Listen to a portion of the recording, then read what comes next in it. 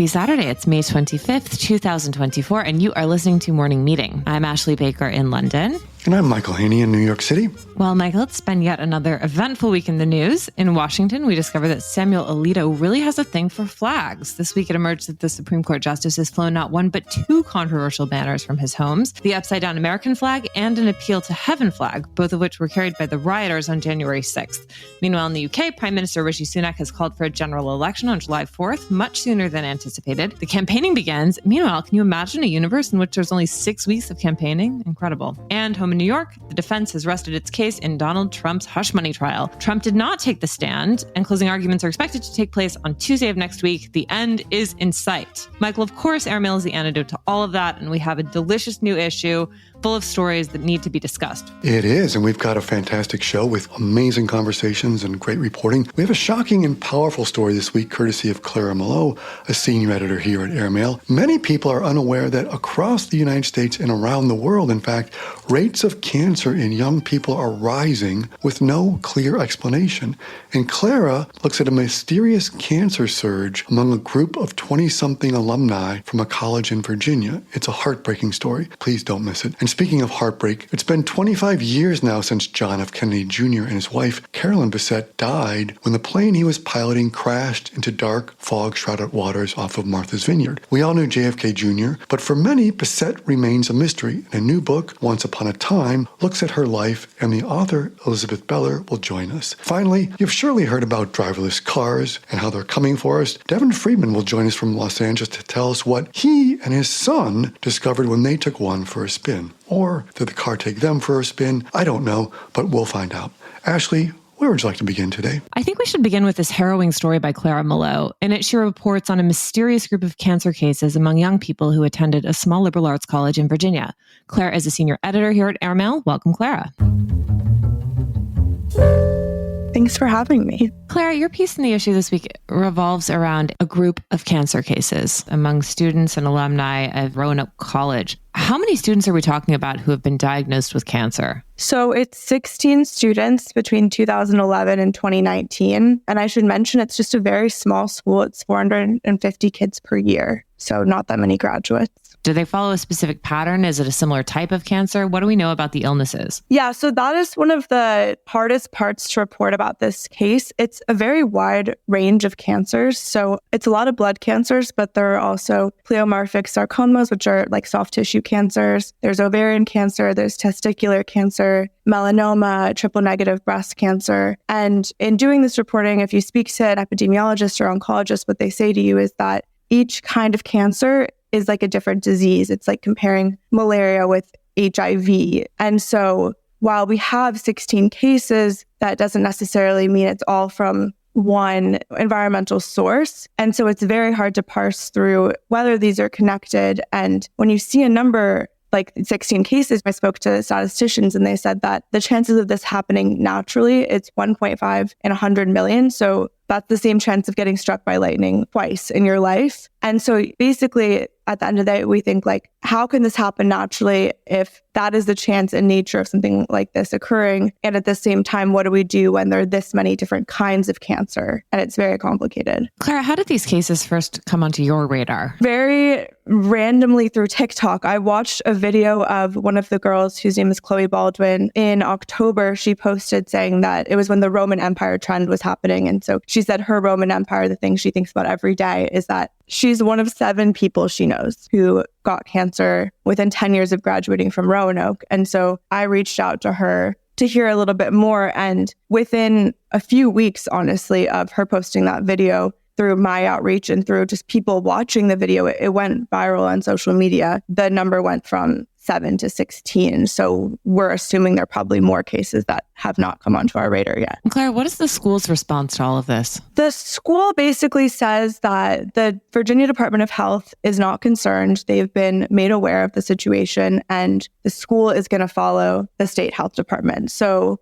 while it's very sad, there is basically nothing they can do. They have not said they're going to do any kind of additional testing or research or evaluation. I mean, is it affecting their admissions? I honestly don't know. It's known within the alumni community. Like I said, it's a small college, so news like this does spread. And I did speak to current students, and Chloe has gotten a lot of comments from current students concerned about their own health, asking what her early symptoms were. And I think that there's a level of concern, but also, according to every epidemiologist I've spoken to, this is not technical cancer cluster in the way that it can be, that they're going to find some kind of source. So most likely we'll never know if this was related to some kind of common exposure or not. You've been looking a lot at the dorms, right, Clara? What did you find there? Well, it's a little hard from the outside. I don't have full access to campus, but one of the things that came across my radar was a video that a student made in response to this original video about the cancer cluster, saying that he's attempting to pursue a class action against the school because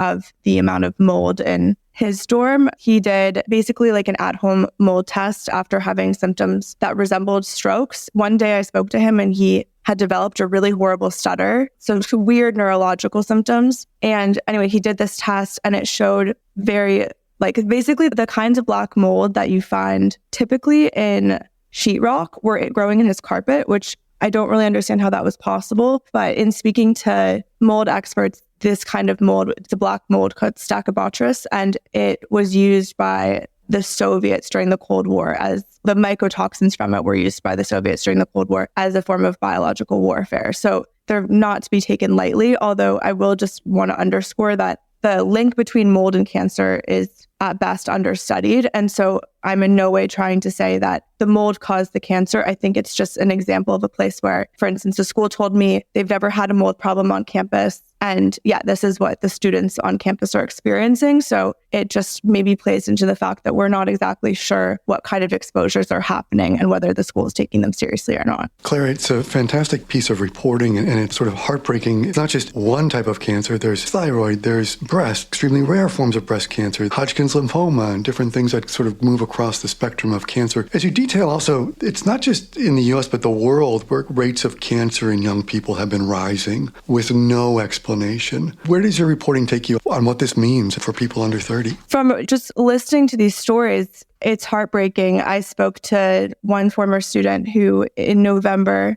spoke to me about watching her friends pass away. She met another Roanoke student who had been living in the same dorms, who graduated the same year. She had never met on campus, and they both met being treated for AML leukemia at Hopkins in 2020. She watched him pass away from the same cancer she was fighting. And in November, she told me how disturbing that was. And we were in communication for 2 weeks, and then she went dark on me. It turned out she had a heart attack and her cancer was back, and she passed away on the 13th of May. And she was 33, married, had her whole life ahead of her. And all of the stories that I've encountered are like that. These young people have their whole lives ahead of them, and that gets ripped away. And like you said, there is this increase and no one really understands why. I mean, I think the whole world watched with Princess Kate and wondering how that happens. And I think the thing about cancer, the more you look into it, the more you realize how little we know. And I think it's just that there's so many years of research and understanding ahead of us, and it's very hard to make sense of the situation at the moment. Well, Clara, thank you so much. It's a fascinating story and an important one, and we appreciate all of your good reporting on it. Thanks for having me.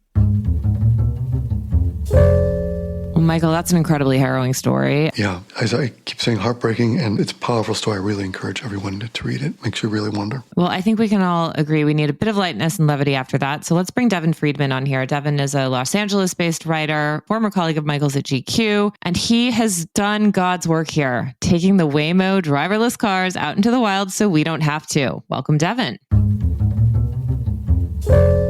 Hello. So we need to start this conversation about driverless cars in Los Angeles saying one important fact: you are a New Yorker through and through. So how have you taken to LA car culture? The thing I don't like about it is obviously it's like you're in your car all the time. There's that cliche. The thing that I didn't know until I got here was that like in New York, you really have to choose to be a driver in New York City. Most people do not drive in New York City, and it's like survival of the fittest. Only skilled or truly psychopathic drivers are on the streets of New York. In LA, everyone has to drive. So if you're 95 and probably should be in a dementia ward, you're on the highway. So when you heard about these Waymo driverless cars, did the idea appeal to you? It was fun to see them. Like every time we saw one of these cars, we would me and my family, we would try to catch up to them and see if anyone was in the driver's seat. And then if they weren't, we'd sort of ogle at them. But I wasn't like, oh God, I really need to get in the Waymo and have a robot drive me. So what's the nuts and bolts process of ordering one? How many are there? How expensive are they? And what do they look like? Well, it's one of those Silicon Valley beta testing things where they create interest by having a waiting list to get on the app. So it's you have to sign up to get on the waiting list to be accepted into being able to use the app. So I didn't even know this was the case, but my 13-year-old son was like, can I have your phone? I'm putting us on the Waymo waiting list. And then at some point, very recently, I think they just started letting a bunch of people in. So we got our little notice that hey, you're ready to go. Do you want to book a ride? So we were out in front of the Broad Museum in Los Angeles, and we pressed our little thing and said we wanted the car, and we had to wait longer than you would for a Uber because there aren't that many of these things yet. So we waited for a long time, and then it showed up, and then it was we were celebrities because a lot of people there are from out of town and have never seen a Waymo. Started taking pictures of it. They completely ignored us, the fact that we were in the car, and just started taking selfies of the car. We got in the car and it drove us home in approximately twice the time as it normally takes. Why was that? I think it doesn't take the highway if it doesn't have to. So usually we take the 10 home to our West Side residence, but they took surface streets, which was very relaxing, actually. That's what I loved about your story this week, Devin, and having known you for a while. You're a man, even when you're in an Uber, you can't help but feel the stress of being in a car in LA. And as you comment this week in your story, this is the first time you're I feel no stress, right? I really wanted to hate it. I just am reflexively anything new or technological. I'm here's why this is going to destroy the world. I'm definitely not a tech optimist, but it was really nice. I don't know if I'll do, I'll be riding in Waymos a lot, but it was super relaxing because like you said, Michael, I am a control freak, which my wife will attest to. When she's driving, she can just feel me watching whatever she's doing, when she's turning, how fast she's going, and judging it. And so say even in an Uber, I'm I don't know, is he going to get the right exit? Is he going to go fast enough? You're the guy in Uber with your Waze app open, basically backseat Wazing. Right. I am taking on all the stress of driving without any of the purpose. But with this, I was there's no one in here. So I'm just going to sit in the back seat. And Devin, what did it look like? Was it cool? I mean, judging by your description, it seems like the kind of thing that'd be sort of dorky to be seen riding around in, but maybe I'm wrong. Ashley, have you ever seen them? I live in London. We take black cabs or the tube. They're not that dorky. It's a white Jaguar SUV. It has so much equipment on it. There's a thing on the roof that spins around and there are cameras on the side. I mean, it's all built to appear as if it's part of the car. So it doesn't look too janky, but it's definitely not low profile. I will say that. What's happening in the driver's seat where the driver is supposed to be? There's a sign on the steering wheel that's basically please don't touch the steering wheel. So I don't know what would happen if you did. And otherwise, but you're just watching the steering wheel turn, but there's no one in the front. That's sort of it. Is there anything good? At least we don't have to deal with the weird Uber drivers anymore. All right, how about this? It's going to be great. When I get really old and my kids are you shouldn't be driving anymore, I'm going to be that's fine. I won't drive anymore. I have this Google car that's going to drive me around. Because, by the way, Waymo is sort of owned by Alphabet, which is the Google company. Would I rather ride around in a Waymo by myself or be in traffic? I'll say this. If I have to be totally honest, if I had to go to the airport, would I rather be in a Waymo with nobody in the car or in an Uber? A Waymo sounds so much more relaxing, and I don't have to breathe the same air as some person because of the pandemic I now am aware of. But I'm not proud of it. Well, Devin, we've solved one of the problems of the world here. Thank you so much. What problem is that? How to get to the airport. Oh, good. Michael, are you ever going to get in one of those things? Never say never. I do not want to, but I have a feeling it's going to be forced upon me at some point. Just going to show up one day when you call an Uber and okay, either I do this or I don't. How about you? Michael, look, I was very judgmental when I showed up at my kid's orthodontist office and there was a robot there to check me in. I thought this was a poor use of funds and I was probably overpaying for dental services. I'm kind of a fan. It's cheerful. It makes me smile. And I'm sure I'm going to feel the same way about Waymo. See, early adopter. That's what I love about Ashley. Well, just because Carolyn Bessette-Kennedy died 25 years ago at the age of 33 does not mean that she is not still a topic of much fascination and conversation. A new biography by Elizabeth Beller aims to explain what she was really like. It's called Once Upon a Time, The Captivating Life, Carolyn Bessette-Kennedy. Welcome, Elizabeth. Thank you so much for having me. I'm thrilled to be here. So Carolyn Bessette-Kennedy died in 1999. That would be 25 years ago. She was 33 years old, and she was somewhat of an enigmatic figure during her lifetime. Why are we still caring so much about her? I think, well, she's come back into public view. We're suddenly saturated with images of her again. And her story is one that a lot of people can relate to today, I think. It's a very feminist story that needs to be revisited. She was not given a chance to control her own narrative at the time, and it was quite a misogynistic portrayal in the 90s. How so? I mean, how exactly has Carolyn Bessette-Kennedy's story been repositioned as a feminist one? Well, she was a woman who worked her whole life. And the way this is framed is I looked at a lot of the tabloids that were written about her in the 90s, and I didn't read them until 2019 when they come in your inbox, right? Which is a very different way of getting them. And I realized there was a huge discrepancy between the way people wrote about her that didn't know her and the people who did know her. The way this is a feminist issue is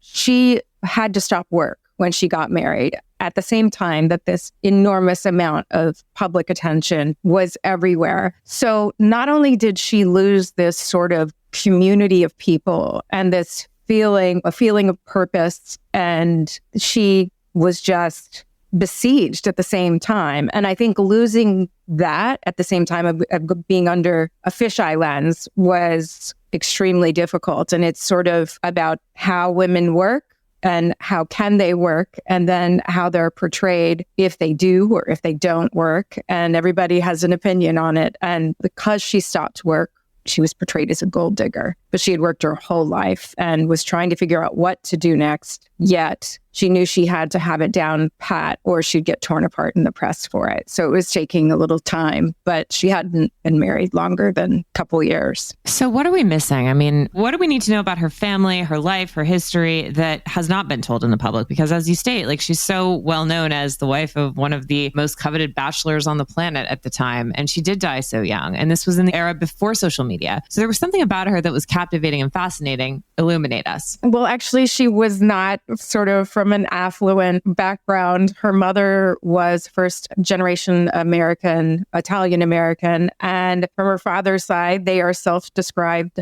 hardscrabble Connecticut. She worked her whole life. She moved to Greenwich when she was 11 and when her mother remarried, but she never had credit cards she was being given that were free rein spending. It was a very different upbringing. She worked to supplement her tuition. So she brought a different set of tools to a milieu where people often expected one to be from that background, from a more affluent background, Ivy League schools. And I think she sometimes felt out of place in that situation. And what was it about her sense of fashion? I mean, there's been so much made of her style and the way that she dressed, which was 90s minimalism at its finest, right? She was a publicist for Calvin Klein. So what was so unique about her look at the time, and why has our fixation on her style endured? Restraint is pretty much what was so unique about her look. I think it was also, she had an impeccable eye, but her restraint is part of it. She didn't want to have her picture taken. She didn't really want to be a public figure. She knew she would be eventually because she knew John would go into politics, but she wasn't bargaining on being exactly that public when she first got married. It actually was a surprise. People will say all the time, you should have known, he should have known. You never know exactly what's going to happen or how it's going to play out. But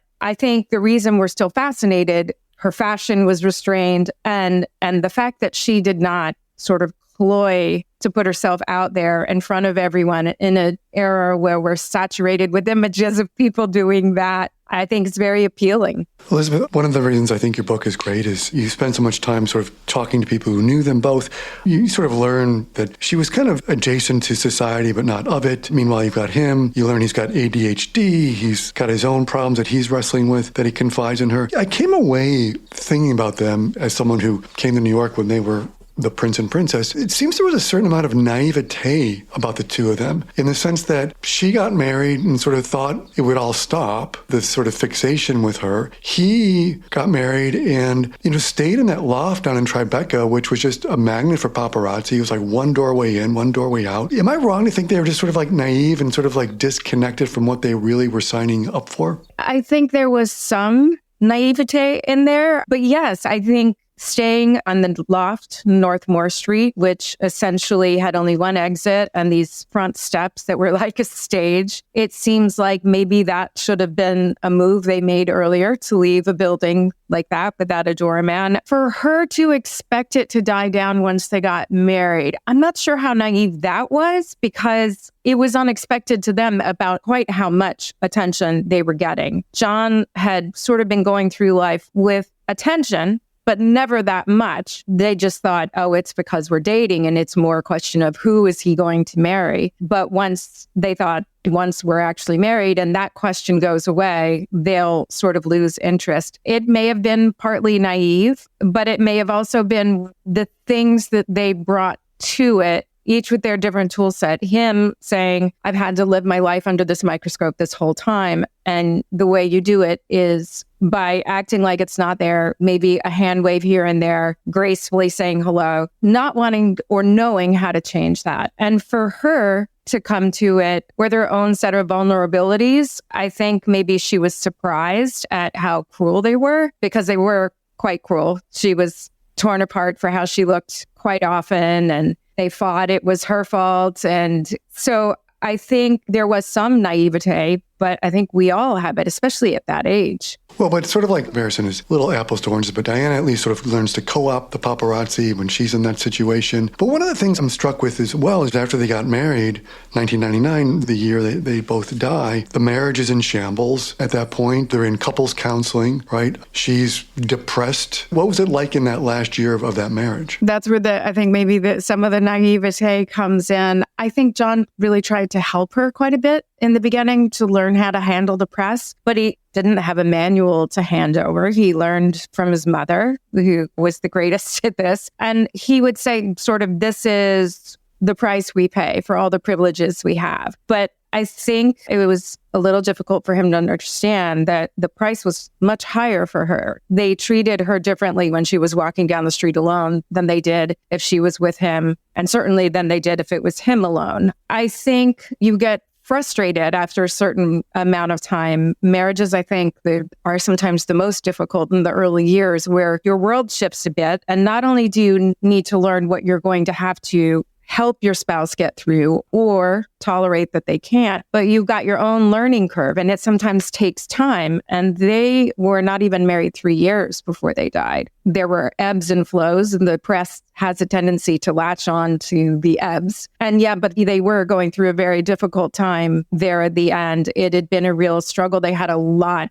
on their plate. Carolyn was trying to figure out what her next career move would be and was very worried about how to make it. Hachette was talking about pulling the plug on George magazine. So that was an enormous amount of stress for John, who had always kind of struggled to make himself proud of himself and what he felt like he needed to do to live out to the family name. So it was just a lot of pressure, and it's exacerbated by everyone looking at every move you make. Carolyn never met Jackie, and John never felt compelled to introduce them, right? Correct. They did not meet. John and Carolyn met in 92, and it was a sort of one of those New York romances. Both have busy lives. He was in flux. He was working at the DA's office, realizing he did not want to be a lawyer. The idea of George was just a seed at the time. I think it was important for him to have a full-fledged flowing career before he settled down. And Carolyn was 26 when they met and enjoying the most out of New York in a way that people who move to New York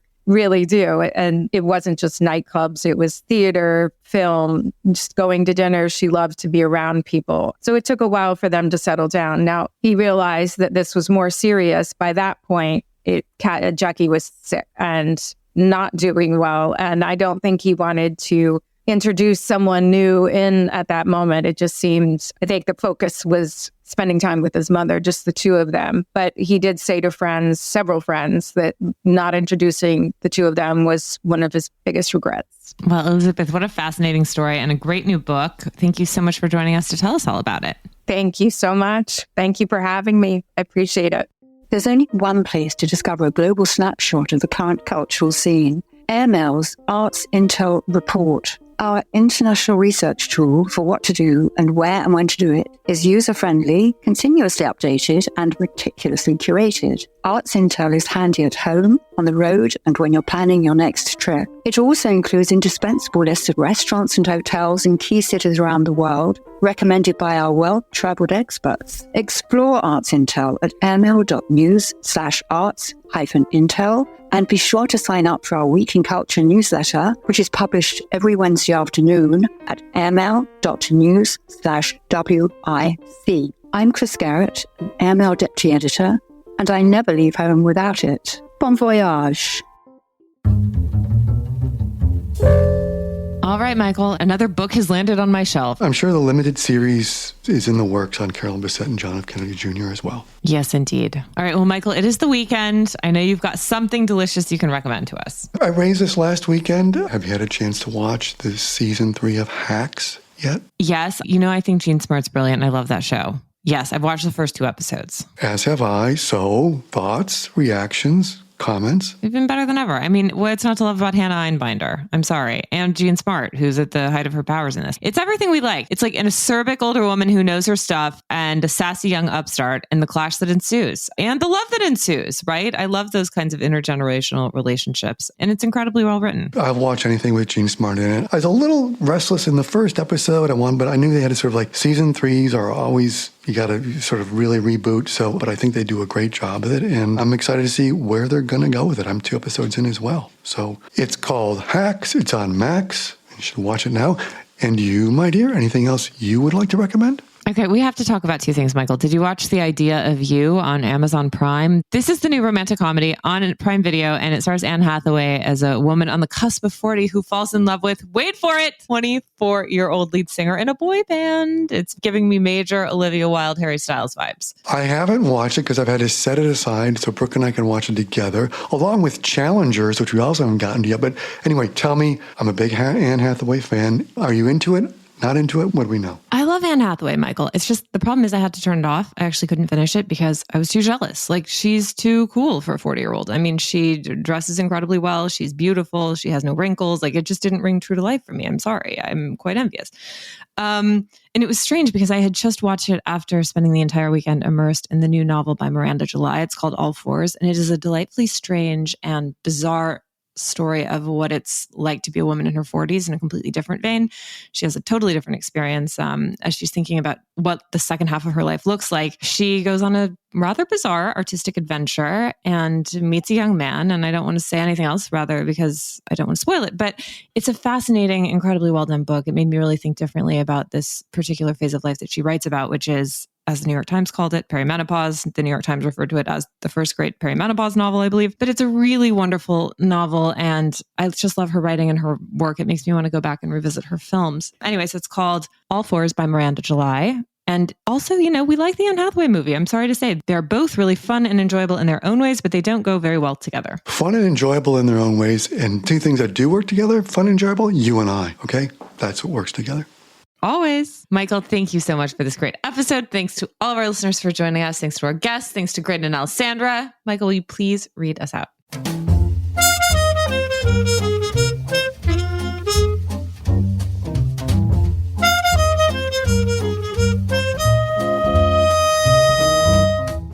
The Morning Meeting is produced by Airplay Productions and edited by Jesse Cannon.